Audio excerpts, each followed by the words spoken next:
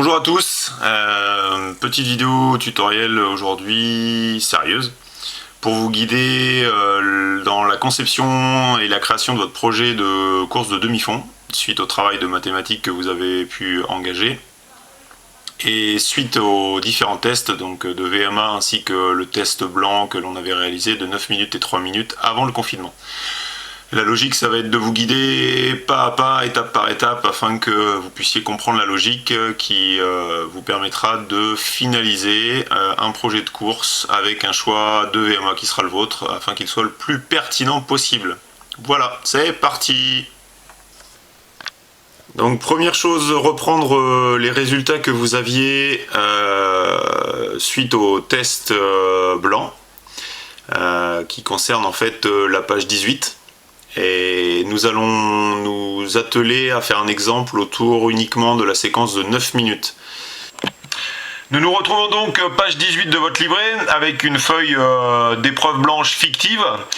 Donc le coach responsable Émile Zatopek. Je vous laisserai l'opportunité d'aller voir sur internet qui était ce personnage haut en couleur de l'athlétisme. Voilà, donc avec les différentes parties remplies, ce n'est pas forcément ça qui nous intéresse le plus, mais surtout la partie liée à l'observation de l'épreuve, donc avec là aussi des chiffres et résultats fictifs. Bon, Forrest Gump, tout le monde le connaît, je pense. Nous utiliserons donc uniquement comme référence pour la suite de nos calculs la séquence numéro 1. Voilà, donc avec un athlète qui pensait franchir 75 plots et qui en a franchi au total 77. La plupart des calculs vont donc s'effectuer en utilisant comme base de référence la VMA 14 km/h, on en reparlera, et le nombre de total de plots franchis, 77 pour l'épreuve blanche. Voilà. Pour la première étape, suite au test blanc, nous allons donc supposer et utiliser une VMA particulière. Supposons que j'ai une VMA de référence de 14 km/h. Sur la course de 9 minutes, j'ai donc franchi, suite au test que l'on avait réalisé, 77 plots. Nous pouvons désormais faire le calcul ensemble. 77 plots multipliés par 25 mètres, la distance d'un plot. Nous obtenons donc la distance totale de 1925 mètres, qui est égale à 1,925 km. Tout cela en 9 minutes de course. Désormais, pour calculer cette vitesse en km/h, je peux utiliser et attention, c'est le quiz de la journée, je peux utiliser à vous de jouer chez vous à la maison, tic-tac, tic-tac, tic-tac, mais vous avez tous gagné, je peux utiliser un tableau de proportionnalité. Premier calcul à effectuer, pour passer donc de 9 minutes à 3 minutes, nous allons donc diviser par 3, ce que nous allons faire aussi avec la distance, donc 1 km 925 divisé par 3 va être égal, je vous laisse faire le calcul sur vos calculatrices, donc le chiffre de 0 km et ensuite 641 et 66666, vous avez vu que sur vos calculatrices, donc le chiffre n'est pas défini, hein. Nous allons donc arrondir ce chiffre au mètre supérieur, 0,642 mètres, donc kilomètres, pardon, petite erreur. Donc là ici que nous allons pouvoir réintégrer dans le tableau. Calcul suivant, nous allons donc à partir de là réaliser le calcul pour passer de 3 minutes à 6 minutes. Vous avez tout compris que 6 minutes c'est le double de 3 minutes, donc nous allons faire de même avec la distance. Donc la distance calculée de 0,642 km, nous allons la multiplier maintenant par 2, pour obtenir la distance sur 6 minutes. Et je vous laisse faire sur vos calculettes le même calcul. On obtient donc la distance de 1 km 284 que nous allons donc pouvoir reporter ici dans le tableau de proportionnalité. Dernier calcul à effectuer pour parvenir à 60 minutes. 60 minutes, c'est 6 minutes x 10. Nous allons faire de même, vous avez encore compris, avec la distance calculée précédemment. Donc 1 km 284 multiplié par 10. Et nous obtenons donc 12 km 840 que nous allons donc pouvoir reporter là aussi dans le tableau de proportionnalité. Voilà. Nous avons donc réalisé la première étape. Donc au résultat final, si en 9 minutes je parcours 77 plots, cela correspond à une distance de 1 km 925. J'ai donc couru au final à une vitesse de 12,84 km/h.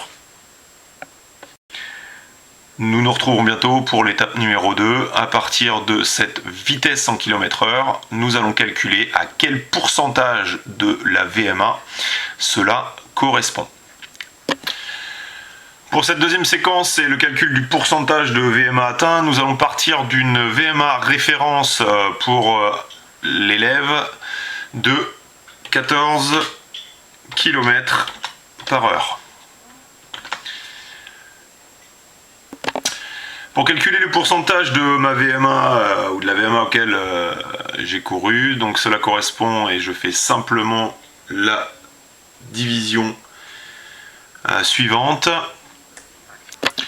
12,84 pour 14, donc 12,84 km/h pour 14 km/h de VMA de référence. Nous obtenons donc le calcul suivant, 12,84 divisé par 14, qui est égal approximativement à 0,917, qui est égal à 917 divisé par 100, qui est donc égal à 91,7%. Soit approximativement 92% de VMA. J'ai donc couru sur ces 9 minutes à environ 92% de ma VMA de référence. Donc désormais, le but du jeu va être de formaliser le projet de course de la page 20. Donc pour exemple, nous allons donc prendre le cas d'une coureuse dénommée Marie-Josée Pérec.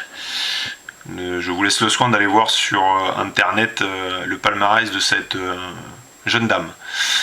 La VMA de référence que nous avons choisie était de 14 km/h, donc nous réinscrivons 14, et le choix de l'intensité suite à nos calculs qui nous avaient mené à 92% de VMA. Nous regardons ici dans la case correspondante aux intensités de VMA que vous pouvez choisir. Et nous avons fait le choix donc de partir sur un pourcentage égal à 90% de la VMA. À partir de là, les calculs qui vont suivre vont nous permettre de calculer ensuite quelle est la vitesse de course prévue en pourcentage, donc en km/h, et qui va découler de ce pourcentage de VMA. Puis la distance prévue qui va en découler en kilomètres, puis en mètres, et enfin en plots. Donc nous allons voir successivement les différentes étapes liées à la formalisation de ce projet. Donc, étape numéro 2, je crée donc mon projet de course de demi-fond. La VMA de référence 14 km/h, et sur la course de 9 minutes, je souhaite donc courir, comme nous venons de le dire, à 90% de ma VMA. Donc je rappelle que c'est ce que je pense pouvoir réussir, ce que vous pensez pouvoir faire. Alors pour rappel aussi, attention, cette VMA est un exemple. Donc lorsque vous allez faire vos calculs, vous allez devoir prendre votre VMA à vous de référence. Je calcule donc 90% de 14 km/h, donc ce qui correspond au calcul 90 divisé par 100 multiplié par 14, le résultat 12,6. Je veux donc courir à 12,6 km/h, c'est-à-dire ce qui correspond à parcourir 12 600 mètres en 60 minutes. Nous reprenons le tableau de course, le projet de course, pour reporter bien évidemment le calcul que nous venons de réaliser, à savoir vitesse de course prévue 12,6 km/h. Pour calculer désormais la distance parcourue, je vais donc pouvoir utiliser, allez, deuxième test quiz pour savoir si vous avez bien suivi, je peux utiliser et oui bingo, vous pouvez utiliser bien évidemment un tableau de proportionnalité. Le tableau de proportionnalité sera le suivant. Nous avons donc reporté une nouvelle fois des temps en minutes et une distance en mètres. Donc là ici, 60 minutes qui correspondent aux 12 600 mètres normalement parcourus qu'on a calculé. Dans le tableau de proportionnalité, on va passer donc à 6 minutes, puisque facilement 6 minutes c'est 10 fois moins que 60. Puis 3 minutes, puisque 3 minutes c'est 2 fois moins que 6 minutes. Et pour arriver à 9 minutes, il suffira ensuite de multiplier 3 par 3 et nous aurons obtenu le résultat. Donc nous allons effectuer les différents calculs ensemble. Premier calcul, nous allons donc diviser 12 600 mètres divisé par 10. Bon là ça devrait pas être très dur normalement pour vous en cinquième. Nous arrivons donc à 1260 mètres. Donc nous reportons donc ces 1260 mètres dans le tableau. 1260 mètres étant reportés, nous allons donc maintenant trouver la proportionnalité correspondant à 3 minutes. Donc 1260 mètres, nous allons maintenant diviser par 2 pour trouver sur 3 minutes quelle est la distance que nous serions censés franchir. Nous arrivons donc à un résultat de 630 mètres que nous reportons dans le tableau.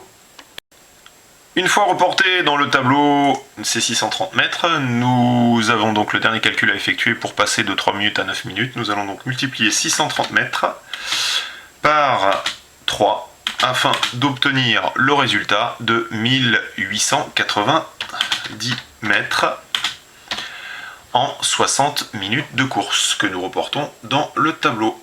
Alors pour les petits malins et malines qui avaient bien regardé leur livret, une autre façon de calculer effectivement cette distance sur 9 minutes, c'était de pouvoir additionner le temps 3 minutes plus le temps 6 minutes, nous obtenons donc bien 9 minutes de course, de faire la même chose sur les distances parcourues. En 3 minutes 630 mètres, plus en 6 minutes 1260 mètres, donc là ici, pour la distance parcourue en 9 minutes, je peux additionner les distances de 6 minutes et de 3 minutes. On obtient donc 630 mètres plus, pour les 3 minutes, 1260 mètres pour les 6 minutes. Nous retombons donc bien aussi sur un résultat de 1890 mètres au total. Nous retournons une nouvelle fois sur la page 20 pour réinscrire les résultats obtenus. Donc 1890 mètres correspondent à 1 km 890.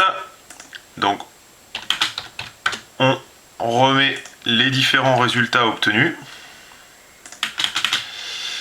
Ce qui va correspondre à un certain nombre de plots que nous allons calculer en faisant la dernière ligne de calcul.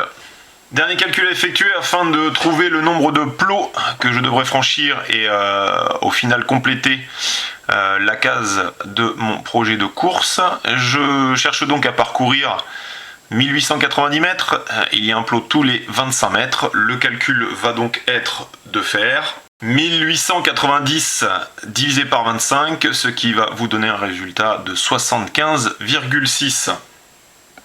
Au final, je dois donc franchir entre 75 et 76 plots, mais comme vous le savez, il va falloir faire un choix précis puisque nous ne ferons pas des demi-plots à franchir. Donc là encore, doit s'exprimer votre capacité à faire un choix. Est-ce que je suis plutôt dans la sécurité et j'assure les 75 plots, ou est-ce que je suis ambitieux et je prends peut-être un risque et je choisis 76 plots? Là, à vous de choisir. On va estimer ici que je me sens bien, les 9 minutes je suis capable de les gérer et le pourcentage de 90% étant légèrement en dessous de ce que j'avais déjà effectué, je vais pouvoir choisir un chiffre plutôt ambitieux. Mon choix sera donc de franchir 76 plots. Ce chiffre-là, je le reporte donc sur mon tableau de projet de course, page 20. Au final, donc, nous avons reporté le nombre total de plots que je compte franchir, qui est de 76 plots. Voilà, donc désormais vous avez tout compris. Il vous suffit ensuite de faire le même calcul pour le projet de course de la séquence numéro 2 de 3 minutes. Bien évidemment, attention, vous devez d'abord repartir de votre test initial réalisé avant le confinement et refaire toute la méthodologie de calcul. Donc vous pouvez réutiliser cette vidéo, bien évidemment, donc vous devez là ici faire ensuite un choix une fois que vous aurez trouvé le pourcentage atteint réellement, un pourcentage d'intensité à réaliser pour cette deuxième séquence. Et par la suite donc calculer bien évidemment exactement la même chose, la vitesse donc prévue et les distances en kilomètres, mètres et nombre de plots. Voilà. Fin de ce petit tutoriel pour vous aider à réaliser et à formaliser votre projet de course. Il va vous falloir donc maintenant reprendre pas à pas et logiquement les différentes étapes. Vous pouvez vous aider de cette vidéo et revenir en arrière autant de fois que nécessaire pour faire les calculs. Le but du jeu, c'est que vous puissiez trouver un projet qui vous corresponde de façon pertinente et efficace. N'hésitez pas à me contacter ou à contacter votre professeur de PS via Pronote s'il y avait des questions ou des problèmes qui apparaissaient. N'hésitez pas non plus à nous faire parvenir vos projets initiaux, vos ébauches de projets. On pourra regarder et vous donner là aussi des conseils. Quoi qu'il arrive, gardez le moral. Et comme disait John... c'est courir ou mourir, tu te rappelles?